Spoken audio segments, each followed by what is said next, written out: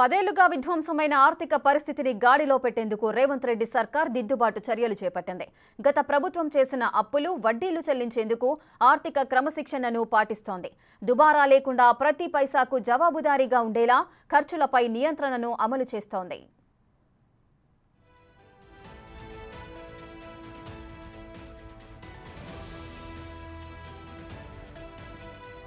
గడిచిన 10 ఏళ్లలో అప్పటి బీఆర్ఎస్ ప్రభుత్వం దాదాపు 7 లక్షల కోట్ల రూపాయల అప్పులు చేసింది.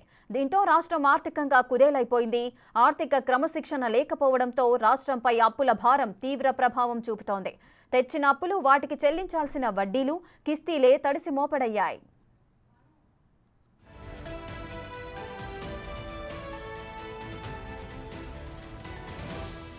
రేవంత్ రెడ్డి ముఖ్యమంత్రిగా పదవి బాధ్యతలు చేపట్టిన డిసెంబర్ నుంచి ఏప్రిల్ 13వ తేదీ వరకు రాష్ట్ర ప్రభుత్వ ప్రణాళికేతర రుణాలన్నీ కలిపి 17,618 కోట్ల రూపాయలు అప్పు చేసింది.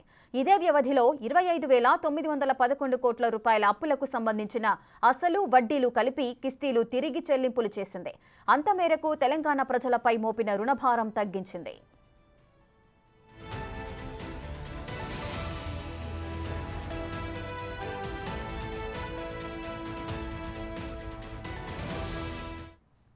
బీఆర్ఎస్ హయాంలో జరిగిన అప్పులకు సంబంధించి కూడా ఇప్పుడు లెక్కలు తేల్చే పనిలో పడింది రేవంత్ సర్కార్. రాష్ట్రం మీద ఉన్న ఆ అప్పుల భారాన్ని తగ్గించే దిశగా కూడా ఆలోచనలు చేస్తోంది. మరింత సమాచారం మా డిప్యూటీ బ్యూరో చీఫ్ సాదిక్ అందిస్తారు. సాదిక్,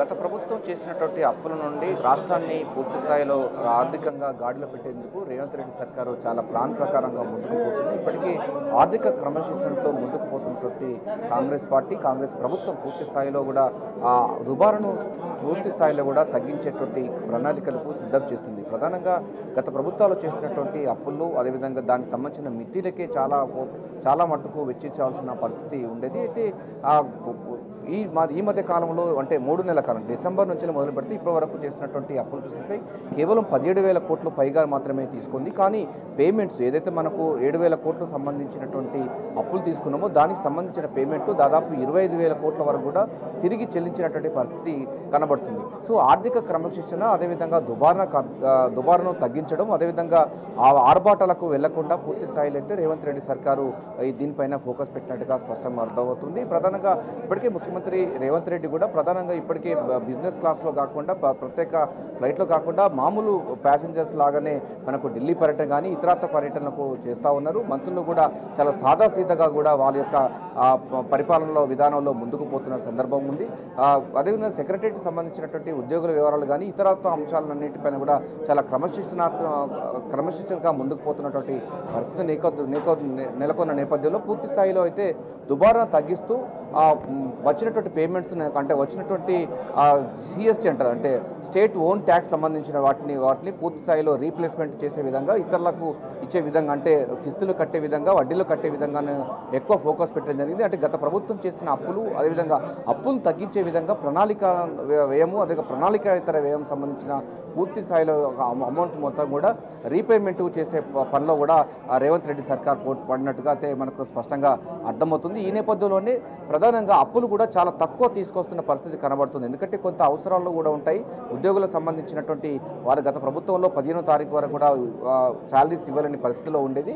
కానీ కాంగ్రెస్ ప్రభుత్వం వచ్చిన తర్వాత 1వ తారీఖు నుంచి ఇస్తున్న పరిస్థితుల నేపథ్యంలో కొంత ఆర్థికమైనటువంటి కుషన్ అవసరం ఉన్న నేపథ్యంలో కొంత మేరకు అప్పులు కూడా తీసుకొచ్చింది. కానీ చాలా తక్కువ మొత్తంలో అప్పులు తీసుకొస్తున్న పరిస్థితి కనబడుతుంది. ఎందుకంటే గడిచిన 3 నెలలు చూసినట్లయితే కేవలం 17,000 కోట్ల మాత్రమే అప్పులు తీసుకొచ్చింది. కానీ పేమెంట్స్ మాత్రం 25,000 కోట్లు పైగా కూడా ప్రభుత్వం చెల్లించిన పరిస్థితి కనబడుతుంది. ఎందుకంటే గత ప్రభుత్వం కాళేశ్వరం ప్రాజెక్టు మీద కానీ ఇతరత్ర అదేవిధంగా విద్యుత్ సంబంధించినటువంటి కొనుగోలు విషయాలు కానీ చాలా దుబారాను చేసినట్టుగా స్పష్టంగా అవుతున్న నేపథ్యంలో దాన్ని పూర్తి స్థాయిలో కాళేశ్వరం ప్రాజెక్టు లాంటి వాటి ఖర్చు లేదు. అదేవిధంగా విద్యుత్ సంబంధించిన అంశాలు కూడా బయట నుంచి కొనే పరిస్థితి లేదు కనుక డెఫినెట్గా ఆ సంబంధించినటువంటి ఆర్థికమైన క్రమశిక్షణ చేస్తున్నటువంటి ప్రభుత్వము పూర్తి స్థాయిలో కూడా పేమెంట్లను ఎక్కువ చేయాలి, ఖర్చులు తగ్గించాలి, అప్పును చాలా మట్టుకు మట్టుకు తగ్గించే యోచనలో ఉన్నట్టుగా మనకు అర్థమవుతున్న నేపథ్యంలో పూర్తి స్థాయిలో కూడా ఆర్థిక క్రమశిక్షణ ఉండే విధంగా అయితే ప్రభుత్వం అయితే ముందుకు పోతుంది. ఇదిలా రేఖ ప్రధానంగా రేవంత్ రెడ్డి సర్కార్ మొదట చెప్తుంది ఆర్థిక క్రమశిక్షణ, అదేవిధంగా దుబారాను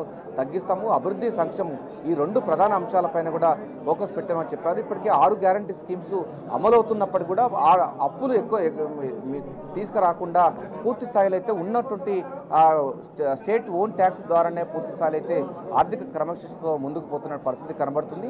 డెఫినెట్గా 5 ఏళ్లలో మాత్రం అప్పులు లేకుండా రాష్ట్రాన్ని తిరిగి మళ్ళీ పూర్వవైభవం తీసుకువచ్చే విధంగా ఆర్థిక క్రమశిక్షణతో ముందుకు పోయే లక్ష్యంగా మాత్రం రేవంత్ రెడ్డి సర్కార్ చాలా ప్రణాళికబద్ధంగా ముందుకు పోతుంది.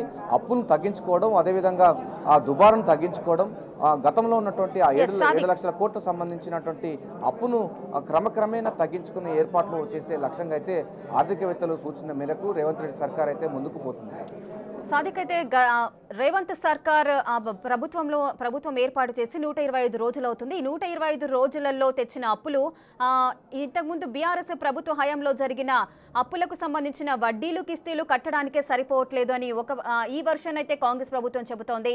సో ఇంకో వర్షన్ ఏంటంటే బీఆర్ఎస్ నేతలు మాత్రం ఈ 6 గ్యారంటీల అమలు ఎందుకు లేట్ అవుతోంది అంటూ కూడా కాంగ్రెస్ ప్రభుత్వంపై విమర్శనాస్త్రాలు గుప్పిస్తున్న పరిస్థితి నెలకొంది. అసలు ఏ విధంగా చూడొచ్చు? అంటే దిల్ల రేఖ ప్రధానంగా మనకు గత ప్రభుత్వాలు చూసినట్టయితే అంటే ఈ 3 నెలల కాలాన్ని ర్యాండమ్గా తీసుకున్నట్టయితే 17,000 కోట్లు మాత్రమే కాంగ్రెస్ ప్రభుత్వం తీసుకొచ్చింది. కానీ గత ప్రభుత్వాలు చూసినట్టయితే దాని దాదాపు 19,000 కోట్ల పైచిలకు కూడా అప్పులు తీసుకొచ్చిన పరిస్థితి కలిగింది. అంటే కేవలం 4,000 కోట్ల రూపాయల వరకు తగ్గించుకోగలిగింది. ఫ్లాగ్షిప్ ప్రోగ్రామ్స్ ఆల్రెడీ మనకు ఇప్పుడు Mahalakshmi scheme flagship program continue అవుతుంది. అదేవిధంగా 500 రూపాయల గ్యాస్ సిలిండర్ అవుతుంది. దాంతోపాటుగా 200 యూనిట్ల వరకు విద్యుత్తు సంబంధించిన ఫ్రీ విద్యుత్ ఉంటుంది. 10 లక్షలకు సంబంధించినటువంటి చేయూత సంబంధించినటువంటి రాజు ఆరోగ్యశ్రీ పథకాలు కూడా నడుస్తూ ఉన్నది. అయినప్పటికీ రాష్ట్రం యొక్క సిఎస్టీ సంబంధించినటువంటి రెవెన్యూ ప్రకారంగానే పూర్తి స్థాయిలో అప్పులు లేకుండా రాష్ట్రాన్ని గాడిలో పెట్టేందుకు చాలా ప్రణాళికాబద్ధంగా ముందుకు పోతున్నట్టుగా స్పష్టంగా అర్థమవుతుంది. ఈ నేపథ్యంలోనే గత ప్రభుత్వానికి భిన్నంగా 4 నెలల్లో ఎంతైతే అప్పు తీసుకొచ్చినట్టు చూసినట్టయితే బీఆర్ఎస్ పార్టీ చేసినటువంటి అప్పే ఎక్కువగా కనబడుతుంది. అయినప్పటికీ ఆ ప్రభుత్వం చేసినటువంటి అప్పులు గుదిబండగా మారడంతో రాష్ట్ర వ్యవస్థ అంతా కుదేలైన నేపథ్యంలో అటువంటి విధానాలను అవలంబించకుండా పూర్తి స్థాయిలో ఉన్న దాంట్లోనే రాష్ట్ర సంబంధించిన ఆదాయాన్ని పొదుపుగా వాడుకుంటూ దుబారాను తగ్గిస్తూ ఫ్లాగ్షిప్ ప్రోగ్రామ్ పైన ఫోకస్ పెట్టి ఫ్లాగ్షిప్ ప్రోగ్రామ్స్ ముందుకు పోయే లక్ష్యంగా ముందు నుంచి చెప్పడం జరిగింది. కాంగ్రెస్ అధికారంలోకి వచ్చిన తర్వాత 2 అంశాలు కూడా చెప్పడం జరిగింది. అటు అభివృద్ధి, సంక్షేమం ఈ 2 అంశాలపై ముందుకు పోతున్న తరుణంలో గత ప్రభుత్వాలు చేసిన 7 లక్షల కోట్ల సంబంధించినది మిత్తిలు కిస్తీలు క్రమక్రమేణంగా తగ్గించుకుంటూ ఉన్న పరిస్థితి కనబడుతుంది. మీరు ఇప్పుడు చూసినట్టయితే 25,000 కోట్లు పైగా కూడా చెల్లింపులు చేసినటువంటి పరిస్థితి కనబడుతుంది. అంటే గత ప్రభుత్వం చేసిన అప్పులను క్రమక్రమేణా తగ్గించుకుంటూ వస్తున్న దాంట్లో ఇది ఒక శుభసూచకం అని కూడా ఆర్థికవేత్తలు చెప్తున్నారు. ఇప్పటికే 25,000 కోట్ల పైగా కూడా వడ్డీ చెల్లింపులు చేసినటువంటి పరిస్థితి కనబడుతుంది. ప్రణాళికేతర వ్యయాన్ని కూడా పూర్తి స్థాయిలో కూడా అదుపులో తీసుకున్నటువంటి రాష్ట్ర ప్రభుత్వం పూర్తి స్థాయిలో అయితే దుబారాను తగ్గించి ఆ సంబంధించినటువంటి ప్రియారిటీ రంగాలకు మాత్రమే ఇస్తుంది. నాన్ ప్రియారిటీ రంగాలకు తక్కువ అమౌంట్లు చేస్తూ ఉంది. ఇప్పటికే ఓటన్ అకౌంట్ బడ్జెటే మన రాష్ట్రంలో ఉంది కనుక ఆ పూర్తి స్థాయిలో బడ్జెట్ ఇంకా రాలేదు కనుక డెఫినెట్గా ఈ ఓటన్ అకౌంట్ బడ్జెట్కు అనుగుణంగా రాష్ట్ర సంబంధించిన ఆదాయాన్ని బేరీజు వేసుకుంటూ దుబారాను తగ్గించుకుంటూ ఉన్న పేమెంట్లను కూడా వచ్చేటువంటి ఆదాయం రాష్ట్రానికి వచ్చేటువంటి ఆదాయ సంబంధించిన మార్గాలను కూడా అన్వేషిస్తూను గత ప్రభుత్వాలు చేసిన అప్పులు కిస్తీలు వాటికి వడ్డీని చెల్లించేటువంటి ప్రణాళికాబద్ధంగా ముందుకు పోతున్నటువంటి సందర్భంగా మనం చెప్పవచ్చు. సో ఏదైనప్పటికీ మనకు దీనిలో ప్రధానంగా చూసినట్టయితే దీంట్లో గత ప్రభుత్వాలు చేసినటువంటి 7 లక్షల కోట్ల అప్పును భారాన్ని ప్రజలపై మోపకుండా దాన్ని పూర్తి స్థాయిలో ప్రభుత్వం ఎప్పటికప్పుడు దాన్ని తగ్గించే ఏర్పాటు చేస్తుంది. ఇతర ప్రాంతాల నుంచి అప్పులు కూడా చాలా తక్కువ మోతాదులో తీసుకుంటూ, ఎందుకంటే కొంత చాలా ఇంపార్టెంట్ సంబంధించినటువంటి అంశాల్లో ప్రభుత్వం రాష్ట్ర ఆర్థిక వ్యవస్థ కుదేలైపోయిన నేపథ్యంలో చాలా ప్రియారిటీ రంగాలు ఉన్నాయి కనుక తక్కువ మొత్తంలో అప్పులు తీసుకొస్తున్న మాట వాస్తవమైనప్పటికీ చాలా అతి తక్కువ అమౌంట్ అని చెప్పొచ్చు. గత ప్రభుత్వాలు ఈ 3 నెలల కాలంలో దాదాపు 19,000 కోట్ల పైగా తీసుకొచ్చుకుంటే రాష్ట్ర ప్రభుత్వం కేవలం 17,000 కోట్లు మాత్రమే తీసుకొచ్చిన పరిస్థితి ఉంది. కానీ పేమెంట్లు మాత్రం ఎక్కువగా పెంచుతున్న పరిస్థితి ఉంది. 25,000 కోట్ల రూపాయల వరకు కూడా పైగా కూడా చెల్లింపులు చేసినట్టు పరిస్థితి కనబడుతుంది. సో దీనిలో ప్రధానంగా ఆర్థిక వ్యవస్థను పూర్తి స్థాయిలో గాడిలో పెట్టేందుకు రేవంత్ రెడ్డి సర్కారు చాలా ప్రణాళికబద్ధంగా దుబారాను తగ్గిస్తూ ప్రియారిటీ రంగాలకు మాత్రమే నిధులు కేటాయిస్తూ ఆ ఓటన్ అకౌంట్ బడ్జెట్కు అనుగుణంగానే ఇప్పుడు పూర్తి స్థాయిలో ఫోకస్ పెట్టిందని చెప్పవచ్చు. సో ఆర్థిక క్రమశిక్షణ రేవంత్ రెడ్డి సర్కార్ చేస్తున్నట్టుగా అర్థమవుతుంది. సో ప్రధానంగా మనకు ఓటన్ అకౌంట్ బడ్జెట్ ప్రకారంగా అయితే ఇప్పుడు వరకే పూర్తి స్థాయిలో ట్రాన్సాక్షన్స్ నడుస్తూ ఉంది.